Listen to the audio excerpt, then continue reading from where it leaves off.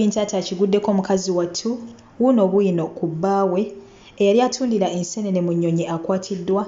Ab'enju y'omugenzi Sheikh Mohammed Kirevu balaajana. Baby Gloria agudde mu bintu so ng'ate Barbie Kyagulanyi awadde abakyala amagezi. Kalago n'agasingawo g'oba olindirira mu bujjuvu. Mukola kyamaanyi nnyo nnyini ddala obutako wakuntegeranga matu nange neewaayo okubeera ng'ate mbaweereza mujye baleko gyonna gye mutussako engalo mmwe abakyagikakalabya so ng'ate mmwe abagimaliriza mukulika eyo mikwano gyange mu kakalabizo mbasasirako nnyo mmwe abayita mu bizibu eby'enjawulo mbasanyukirako mmwe abatuuse ku buwanguzi abakuziza amazaalibwa olunaku olwaleero mbagaliza amazaalibwa amalungi mbagaliza buwangazi saakate n'obuwanguzi mu buli kimu kye mutussako engalo so ng'ate mmwe abafiiriddwako abantu bammwe bamiisa b'emyoyo gy'abagenzi katonda agiwummuza emirembe ate era bw'atyo agiramuze ekisagumya emitima abako ab'enganda saakate n'ab'emikwano amanyenzo omumbejja Aisha Nassolo buteerevu mbanyingiddewo ate nagagenda mu maaso mu ggwanga lyattu Uganda wabula nga gwe yakanneeyungako olunaku olwaleero wano nkujjukiza nti ofunirawo updates zonna amawulire agagenda mu maaso mu ggwanga lyattu Uganda ku ba-celebrities baffe aba wano saakate n'abo abali wabweru w'eggwanga amawulire gonna gakwata ku bankuba kyeyo so ng'ate ennaku ezimu of course tubeera wano nga twebulirira ku bintu eby'enjawulo kale n'olwekyo bambi subscribe ng'ateekako akadde mukwano gwange tojja kwejjusa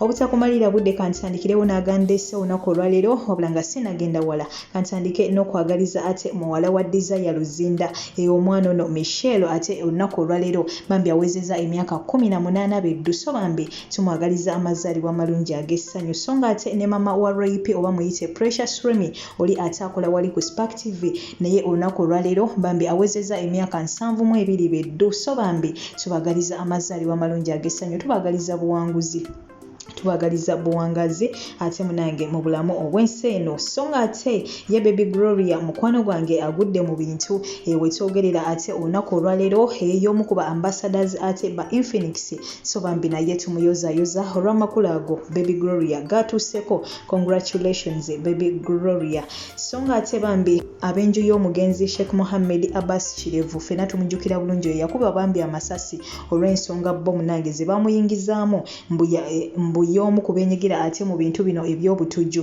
wabula bambi wetutuukidde olunaku olwaleero bambi ab'enju ye we batyo balaajana bagamba nti balina kyakulya tebaliiko mwasirizi so ng'ate bambi ne bannamwandu baabalese abaana baabwe kubanga nabo baakwatibwa we batyo ne bakola ki ne babaggalira mbu bakyakola kunoonyereza so bambi ne babalese abaana baabwe abawere so bambi ab'enju y'omugenzi ono Sheikh Mohammed Kirevu bambi balaajana so bambi tubateeke mu ssaala gwe naayina ky'oyina tusobola okubeera nga ate munange tubakwasizaako ne tusobola okubeera nga munange tubayambako waneeno ne wali kubanga byo si byangu ffenna tumanyi Uganda essaawa eno weeyimiridde bantu bakava mu kolona kwegamba bambi embeera tennadda mu nteeko wabula nga twongera okusaba omwoyo gw'omugenzi Sheikh Mohammed Abbas Kirevu katonda munange aguwummuza emirembe ate era bw'atyo agulamuze kisa ayongere okugumya emitima abaka ab'enganda saako ate munange n'ab'emikwano ffenna lyekkubo nkiddamu ekitwawula ate oli kusookayo munne so ng'ate ye bambi omuvubuka ono mubiru Paul fena gwe tujjukira obulungi bambi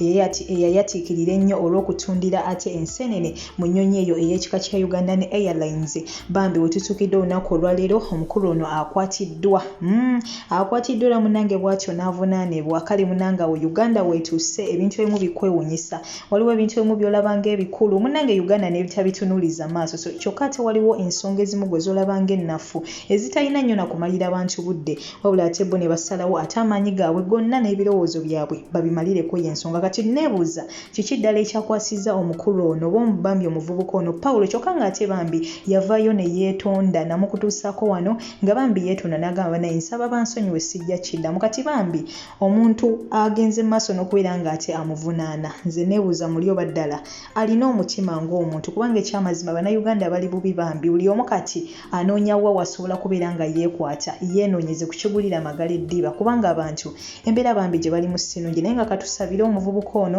basobola okubeera ng'ate bambi bamuta agenda kwasaganya emirimu gye kubanga ebyokukola nze nzikiriza nti akyalina bingi nnyo nnyini ddala so ng'ate ye Barbie Kyagulanyi mukyala w'omukulu oyo Robert Kyagulanyi Ssentamu aka Bobi Wine bw'atyo bambi yavuddeyo naawe abaana abawala amagezi n'agamba bannange ng'ovuddeko ng'oggyeko make-up na biki byonna byonna bye weeteeka ku mubiri ng'otambula ng'ofulumya olina by'ogenda okubeera ng'ate okwasaganya teweerabiranga ekigambo confidence era nagamba nti confidence kintu kikulu nnyo nnyini ddala.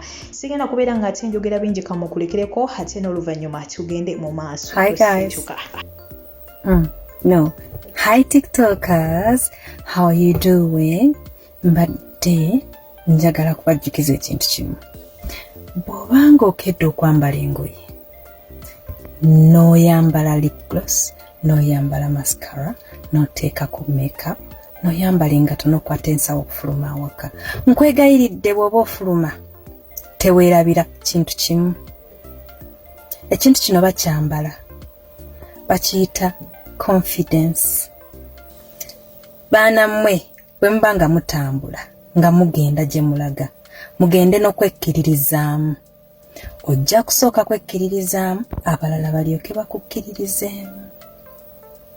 Ekintu ekyo kikola mukigezeeko.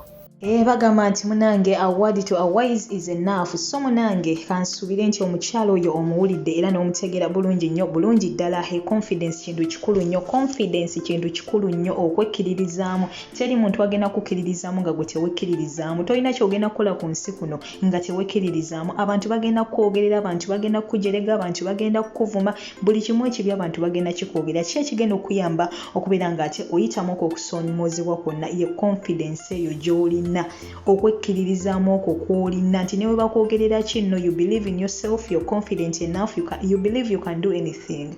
So bambi tugende mu maaso n'okubeera nga ate tokkiririzaamu. Confidence ky'ekirabo ky'osobola okwewa mu bulamu bwo. Nga tolina confidence you can't do anything. So mikwano gyange kansubire nti message y'omukyalo oyo bambi mugiwulidde bulungi nnyo bulungi ddala.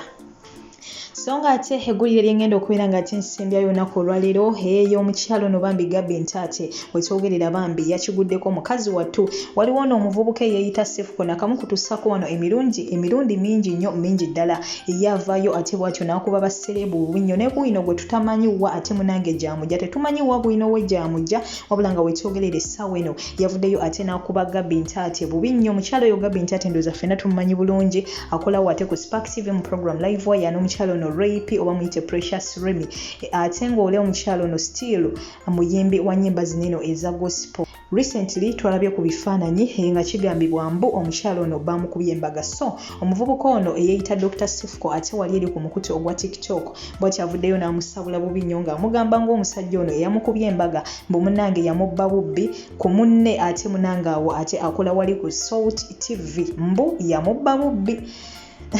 Ekyamazima bino nze sigenda bikakasa kubanga sibinaako mitwe na magulu wabula ngenda kuba mukulikirako naawe obyewulirireko nkiddamu just eat the meat and throw the bones. Ate n'ekirala mukwano gwange vidiyo ezisinga ze nkuleetera no ng'abantu abamu boogera tekitegeeza nti ebintu ebyo mba mbikiririzaamu wabula this is a news channel nze mba nkutuusaako ebyo ebigenda mu maaso nti buli ekiyiseewo oba kiteeberezebwa oba kiki nze nkikuyisizaawo ekibadde kiteeberezebwa bwe kikakasibwa era nkomawo ne nkikakasa bwe kiba kya bulimba era nkomawo nenkiriyalinga obulimba obwo ebintu wemba sibikakasa era nkugambirawo nti sibikakasa wembikakasa era nenkomawo nenkola ki nenkutegeeza nti bino mukwano gwange nabikakasiza kale n'olwekyo kyekino kyenkola waneeno tekitegeeza nti omuntu gwe mandeese wano n'ayogerera wano ebigambo bye nti nange bwe ntyo wendowooza oba wentegeera no wabula gwe nkulaalika nti mu byonna byonna bye mba nkuteeredde wano mukwano gwange lyamu ennyama amagumba kasuka ebbali ebintu ebimu bikuteera wano nga just olina kuseka busesi ng'omuntu ayogedde ebintu bye n'oseka naye nga si nti olina okutwala message erimu